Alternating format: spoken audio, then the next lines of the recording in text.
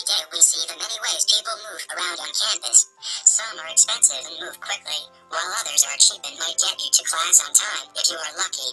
Either way, all of them have their own individual cons and pros. Cars can get you where you need to go almost instantly, and they shield you from the elements of nature. All that is great as long as you can find a parking spot somewhere close to the building. Which brings me to the bike. It gets you where you need to go. How fast you get there all depends on how much effort you put into it.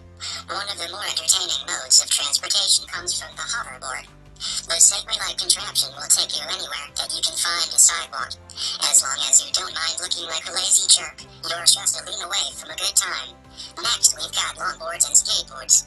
These are probably the most reliable vehicles we have discussed so far. Just avoid being that guy to face plant on the pavement, and you too can make it to class on time.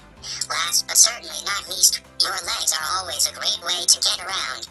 Walking may not be fast or fun, but it's great exercise and a great way to see the campus. But make sure you've got enough time to get to that final exam room, or that leisurely walk could turn into an all-out sprint.